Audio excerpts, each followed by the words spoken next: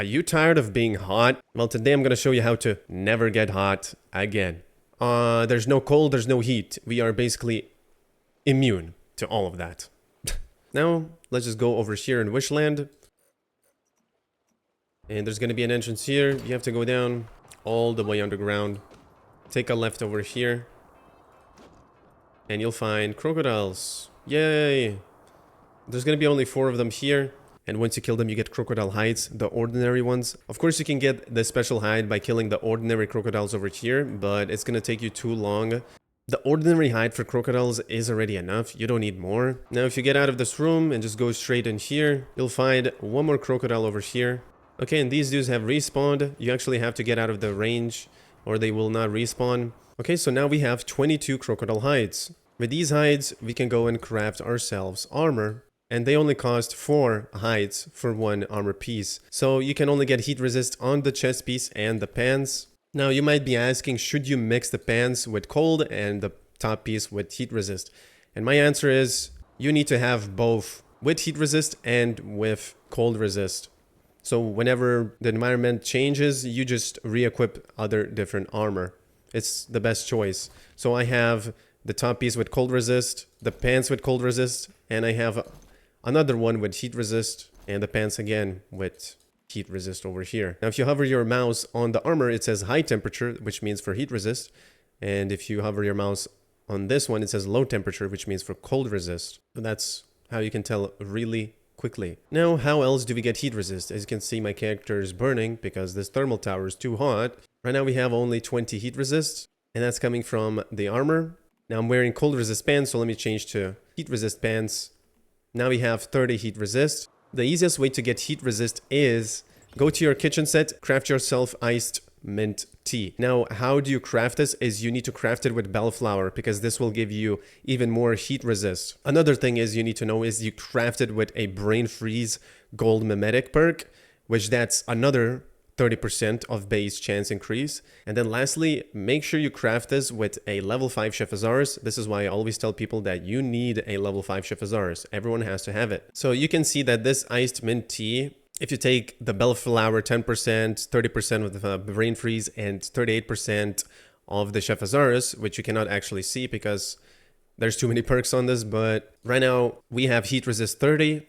And if I eat this iced mint tea, this buff will appear on the thirst bar over here, and you can see it does not have a timer. It's permanent. Now, if we check our heat resist, we have a 66. So why we're getting so much is because the base value of iced mint tea is 20. Applying the 78% total from the perks that we have gives us a total of 35.6, but it's rounded to 36, so that's why we're getting so much heat resist. And now if you take a look at my heat bar, well, technically that's all I need. I only need crocodile hides with this buff, and I don't need anything else. Now, of course, if that's not enough for you, you can craft yourself a frozen northern pike. This is only obtained, sadly, from old Manibus server, the recipe.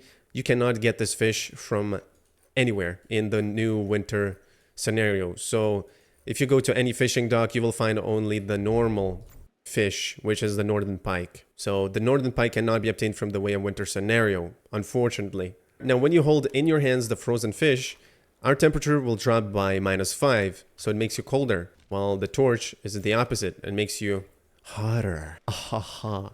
Anyways, there's another food recipe which is obtained from dishes 3 mimetics, so you have to learn that. Once you do, you just have to craft the all-weather stew, and with this stew you'll be able to get even more heat resistance and cold resistance. It says use increase your max stamina by 30% and boost both heat and cold resist by 30. Can clear heat stroke and hypothermia statuses too, so this buff is actually insane. Make sure you craft this with your Chef Azars, and if you did not know, you can get your Chef Azars on your kitchen by just crafting anything like boiled water. Now he's crafting. And while that's crafting, you just make the food buff and just cancel the water or the other foods that you're crafting.